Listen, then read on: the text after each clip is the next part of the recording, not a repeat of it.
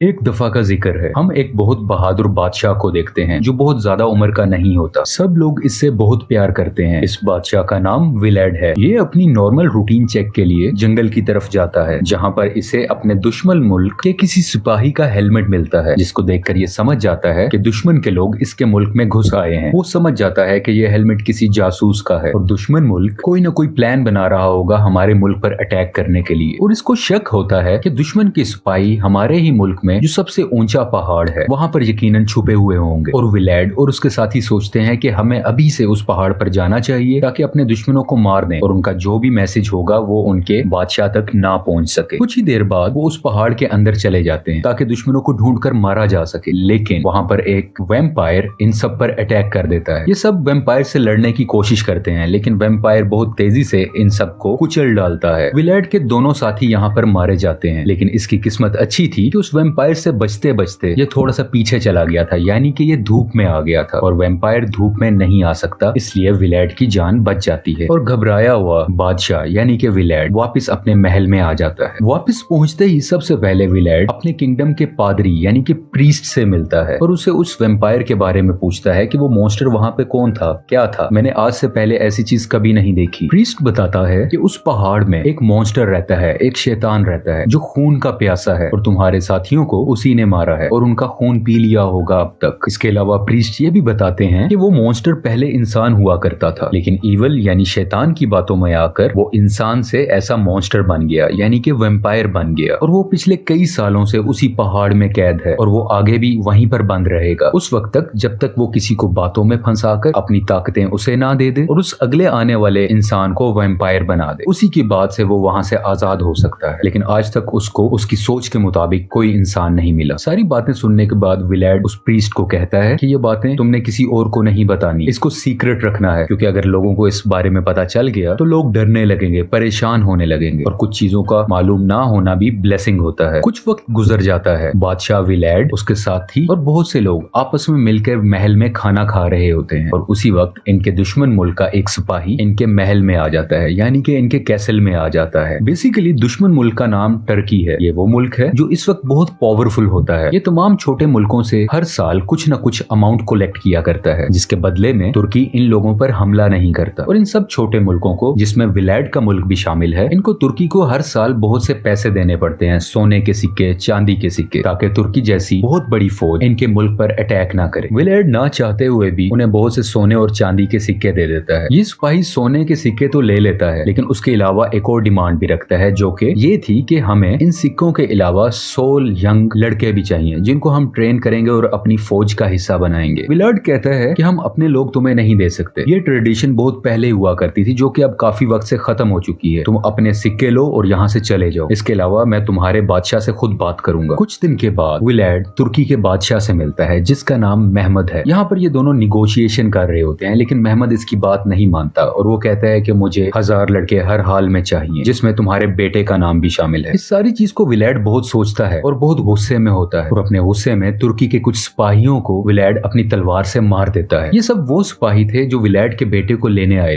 लेकिन विलेड नहीं चाहता था कि उसका बेटा उससे दूर जाए और वो सबको मार डालता है। विलेड का एक करीबी साथी उसके पास आता है और बताता है कि ये तुमने क्या किया, तुमने महमद के आदमी मार डाले, महमद इसका बदला लेगा और वो हमारे मुल्क पर अब हमला करेगा, अटैक कर देगा और हम सबको मार देगा। लेकिन विलेड कहता है वो कोई ना कोई हल जरूर निकाल लेगा और मैं अपने मुल्क की हिफाजत करना जानता हूँ। ये कहकर वो अपने घोड़े पर बैठता है और उसी वैम्पायर वाले पहाड़ की तरफ जाने लगता है। अब ये उस पहाड़ पर पहुंच चुका है, पहाड़ में दाखिल होता है और वैम्पायर से जाकर मिलता है और उसे मदद मांगता है, क्योंकि विलेड को अपने मुल्क को बचाना होता है, अपने दोस्तों को, अपने साथियों को, मुल्क की औरतों और बच्चों को। तो वो उस वैम्पायर से हेल्प मांगता है और दूसरी तरफ उस वैम्पायर को भी किसी ऐसे बंदे की तलाश होती है जो बहादुर हो, जो स्किलफुल हो, जिसे वो अपनी पावर्स दे सके और इस वैम्पायर के कर्ज से आजाद हो सके और वो दोबारा से एक नॉर्मल इंसान बन सके। यहाँ पर दोनों को एक दूसरे की जरूरत थी। वैम्पायर खुद को काट कर अपना कुछ खून एक बर्तन में रखता है और विलेड को कहता है कि ये खून पी लो। खून पीते ही मेरी सारी पावर्स तुम्हारे अंदर आ जाए और तुम इतने ताकतवर बन जाओगे कि तुम अपनी दुश्मन की बड़ी सी बड़ी फौज को भी हरा सकोगे। चाहे तुम्हारे मुकाबले में कितने भी सोल्जर्स हों, तुम उन सबको बहुत आसानी से हरा सकोगे। वैम्पायर उसके साथ एक डील भी करता है। वो उसे सब कुछ बताता है कि अगर वैम्पायर बनने के बाद अगले 3 दिनों में तुमने किसी इंसान का खून ना पिया तो तुम चौथे दिन वापस इंसान बन जाओगे, लेकिन अगर तुमने इन 3 दिनों में किसी भी इंसान इंसान का खून पिया तो तुम हमेशा के लिए वैम्पायर बन जाओगे और मैं यहाँ से बिल्कुल आजाद हो जाऊंगा। विलेड को अपने मुल्क को बचाने के लिए कुछ भी करना था, वो उसकी इस डील को भी एक्सेप्ट कर लेता है और उस खून को पी लेता है। खून पीते ही वो ही वैम्पायर बन जाता है और वहीं पर बेहोश हो जाता है। विलेड को जंगल में होश आता है और वो देखता है कि उसके अंदर बहुत सी पावर्स आ चुकी, वो बहुत तेज भागने लगा है, बहुत सी चमगादड़ें यानी कि बैट्स इसका साथ देने लगी हैं और वो इनकी मदद से किसी को भी बहुत ज्यादा नुकसान पहुंचा सकता है। इसके बाद विलेड अपने महल में वापस आ जाता है और उतनी ही देर में तुर्की के बहुत से सोल्जर्स इसके महल पर अटैक कर देते हैं। इन सब से लड़ने के लिए विलेड अपने महल से अकेला निकलता है और इन सब से लड़ने लगता है। तुर्की के कई हजार सोल्जर्स होते हैं और इन सब से विलेड अपने हाथों से, तलवार से, नेज़े से अकेले ही लड़ रहा होता है और थोड़ी ही देर में सब सोल्जर्स को विलेड मार देता है। जब ये वापस अपने महल की तरफ आ रहा होता है तो इसके सब साथी बहुत हैरान होते हैं कि ये तुमने कैसे किया, और विलेड सिर्फ इतना ही कहता है कि इसके बारे में मुझसे कोई कुछ ना पूछे। अब तक विलेड के वैम्पायर होने का सीक्रेट किसी को भी नहीं पता था और कुछ वक्त के बाद तुर्की के बादशाह महमद के पास ये मैसेज पहुंच जाता है कि ट्रांसिल्वेनिया यानी कि विलेड के मुल्क ने हमारे हजारों सोल्जर्स को मार डाला है। लेकिन महमद कहता है मुझे इससे फर्क नहीं पड़ता, मजीद लाख लोगों की फौज तैयार करो और उन पर हमला कर दो और उनको जड़ से उखेड़ दो। ये सब अभी प्लान कर ही रहे होते हैं कि हम विलेड के मुल्क पर हमला करें, लेकिन विलेड तुर्की के मरे हुए सोल्जर्स इनकी तरफ भेज देता है। महमद जब अपने मरे हुए सोल्जर्स को देखता है तो और भी ज्यादा गुस्से में आ जाता है और वो ऑर्डर देता है कि फौरन से फौरन ट्रांसिल्वेनिया की तरफ मार्च किया जाए, यानी उनकी तरफ बढ़ा जाए। जबकि दूसरी तरफ विलेड की वाइफ को उसका राज पता चल जाता है। वो उसको रिलैक्स करने को कहता है और वो कहता है कि मैं इस कर्ज से आजाद हो सकता हूँ, सिर्फ मुझे 2 दिन और वेट करना है और मुझे किसी इंसान का खून नहीं पीना। और सबको सेफ रखने के लिए वो अपनी वाइफ और अपने तमाम साथियों को कहता है कि तुम महल से दूर वाले चर्च में चले जाओ। वो ऐसा इसलिए करता है कि ताकि सब सेफ रह सकें, दुश्मनों से भी और विलेड से भी। वो उनको ये भी कहता है कि तुम सब लोग चलो, मैं रात को वहीं पर तुम्हें ज्वाइन कर लूंगा। वो इनके साथ इसलिए नहीं जाता क्योंकि अभी दिन का वक्त है और वैम्पायर्स दिन की रोशनी में नहीं निकल सकते। विलेड के साथी चर्च में जा रहे होते हैं, लेकिन रास्ते में ही तुर्की के कुछ सोल्जर्स इन पर हमला कर देते हैं। इस अटैक की वजह से बहुत से लोग मारे जाते हैं। इतनी ही देर में विलेड भी वहां पर आ जाता है और सबको एक एक करके मारने लगता है। और कुछ जो बचे कुचे तुर्की के लोग होते हैं, जब वो वापस जाते हैं तो ये खबर आग की तरह फैल जाती है कि विलेड एक शैतान है, एक वैम्पायर है और उसको हराना बिल्कुल नामुमकिन है, उसको हराया बिल्कुल भी नहीं जा सकता। ये सब सुनते ही तुर्की की फौज में डर बैठ जाता है और वो विलेड का मुकाबला नहीं करना चाहते। लेकिन महमद जानता था कि अगर उसकी फौज का मोरल डाउन हुआ तो वो कभी जंग नहीं जीत सके। उनके डर को खत्म करने के लिए महमद अपनी फौज की आंखों पर पट्टी लगा देता है ताकि ना तो वो उसे देखे और ना उनके दिल में कोई डर आए, और अपनी सिपाहियों को जंग के लिए भेज देता है। चर्च के अंदर पादरी को विलेड का सीक्रेट पता चल जाता है और आहिस्ता आहिस्ता इसके अपने ही लोगों को पता चल जाता है कि विलेड एक वैम्पायर बन चुका है, जिस वजह से सब लोग इससे नफरत करने लगते हैं और उसको एक बंद कमरे में भेजकर आग लगा देते हैं और उसको मारने की कोशिश करते हैं। क्योंकि विलेड एक वैम्पायर है तो उसे आग का असर नहीं होता और वो अपने जख्मों को हील कर कर बाहर आ जाता है और वो अपने ही लोगों पर गुस्सा होने लगता है कि मैंने तुम लोगों के लिए ऐसी लाइफ को चुना, तुम्हारी हिफाजत के लिए मैं वैम्पायर बना, तुम लोगों के लिए मुझे अपनी फैमिली को छोड़ना पड़ा और तुम मेरे साथ ऐसा कर रहे हो। फिर विलेड की वाइफ उसके पास आती है और उसके गुस्से को ठंडा करती है और उसे कहती है कि रिलैक्स रहो, सब ठीक हो जाएगा। लेकिन बातों ही बातों में काफी देर हो जाती है और दुश्मन मुल्क तुर्की यानी महमद के सोल्जर्स इनके मुल्क के अंदर दाखिल हो जाते हैं। सिपाही इनके केसल के बिल्कुल करीब पहुंच जाते हैं। विलेड जानता है कि उसके पास इतने सिपाही नहीं है कि वो इतनी बड़ी फौज का मुकाबला कर सके। उसी चर्च में काफी ज्यादा बैट्स भी होती हैं। विलेड अपनी पावर्स के थ्रू उन बैट्स को अपने कंट्रोल में करता है और दुश्मन की फौज पर बैट्स से हमला करवा देता है, जिसकी वजह से इनके बहुत से सिपाही मारे जाते हैं और उतनी ही देर में विलेड खुद भी बैटलफील्ड में उतर जाता है। दूसरी तरफ महमद के कुछ सिपाही छुपके से महल में दाखिल हो जाते हैं, उसी कैसल में जहाँ विलेड की वाइफ और उसका बेटा था। ये सिपाही विलेड की वाइफ को मारकर गिरा देते हैं और उसके बेटे को अपने साथ ले जाते हैं। विलेड की वाइफ महल से नीचे गिर रही होती है। विलेड देखता है तो वो उसे बचाने की कोशिश करता है। वो उसे पकड़ तो लेता है लेकिन अभी तक कामयाब नहीं हुआ होता। इसकी वाइफ मरने के करीब होती है, लेकिन वो उसे कहती है तुम मेरा खून पी लो, क्योंकि अगर तुम ऐसा करोगे तो तुम्हारी वैम्पायर्स वाली पावर हमेशा तुम्हारे साथ रहेंगी और तुम हमारे बेटे को बचा सकते हो। विलेड का ये वैम्पायर के तौर पे आखिरी दिन होता है, लेकिन अगर वो किसी का खून पी लेगा तो वो वैम्पायर बना रहेगा। इसलिए ना चाहते हुए भी वो बहुत रोता है और बिल आखिर अपनी वाइफ के गर्दन पर काट के उसका खून पी लेता है और खून पीते ही विलेड हमेशा के लिए वैम्पायर बन जाता है, जिसका ये मतलब है कि उस पहाड़ में रहने वाला बूढ़ा शख्स, वो बूढ़ा आदमी अब मजीद वैम्पायर नहीं रहा, क्योंकि यही डील थी उनकी। अब विलेड अपने मरते हुए साथियों के पास आता है और उन्हें अपना खून पिला देता है ताकि वो भी इस तरह पावरफुल हो जाएं और फौरन से दुश्मन पर अटैक कर कर उनको हरा सकें। और ये सब लोग दुश्मन पर अटैक कर देते हैं। विलेड अपनी पावर्स का इस्तेमाल करता है ताकि सूरज की रोशनी को छुपाया जा सके। ये बैट्स की मदद से और बादलों की मदद से दिन में भी रात जैसा एनवायरनमेंट कर देता है और विलेड के सब साथी उनके सोल्जर्स को मारने लगते हैं। और अब फाइनली विलेड और मेहमद आमने सामने होते हैं। मेहमद जानता था विलेड के बारे में कि वो वैम्पायर है, इसलिए वो अपने खेमे में बहुत ज्यादा चांदी के सिक्के जमा करके रखता है। वो इसलिए क्योंकि चांदी के सिक्कों की बहुत रोशनी होती है और दूसरा ये भी कि वैम्पायर्स चांदी से दूर भागते हैं और यही वजह है यहाँ पे विलेड की पावर काफी कम होती है। लेकिन बिल आखिर इन दोनों की फाइट के बाद, बहुत मुश्किलों के बाद, विलेड मेहमद को भी हरा देता है और उसको जान से मार देता है। इसके बाद वो अपने बेटे को रिहा करवा लेता है और बाहर लेके आता है। वो अपने साथियों से पूछता है कि कितने लोग बाकी रह गए। उसके साथी कहते हैं कोई भी नहीं, सिर्फ तुम्हारे बेटे के अलावा। यानी कि अब इसके साथी विलेड के बेटे को भी मारना चाहते हैं और उसका खून पीना चाहते हैं, क्योंकि ये सब साथी अब वैम्पायर्स बन चुके थे और विलेड ने ही ये गलती की। जब इसका एक साथी उसके बेटे को मारने के लिए आगे बढ़ता है तो विलेड अपने ही साथी को नेज़े पर चढ़ाकर बुरे तरीके से मार देता है, जिसको देख के सब लोग डर जाते हैं और थोड़ा पीछे ही रहते हैं। यहाँ पर चर्च का प्रीस्ट आता है और विलेड अपने बेटे को उसके साथ भेज देता है ताकि वो सेफ रह सके। ये वक्त दिन का होता है। विलेड ने ही अपनी पावर्स का इस्तेमाल करके इसको रात का वक्त बनाया होता है, क्योंकि सूरज के सामने बहुत से बादल आ चुके थे। विलेड अपनी पावर्स का दोबारा से इस्तेमाल करता है और उन सब बादलों को वहां से हटा देता है, जिसकी वजह से सूरज की रोशनी जमीन पे आने लगती है और सूरज की रोशनी से सब वैम्पायर्स जलने लगते हैं और आहिस्ता आहिस्ता करके मरने लगते हैं, जिनमें विलेड खुद भी शामिल था। और वहां पर सब वैम्पायर्स वहीं पर मर जाते हैं। विलेड के बेटे को ट्रांसिल्वेनिया यानी कि उस किंगडम का बादशाह बना दिया जाता है और आखिरी सीन में हम देखते हैं कि चर्च का प्रीस्ट विलेड के पास आता है और उसे अपना खून पिलाता है, जिसकी वजह से विलेड दोबारा जिंदा हो जाता है। और यहीं पे मूवी की सैड एंडिंग के साथ ये स्टोरी कंप्लीट हो जाती है।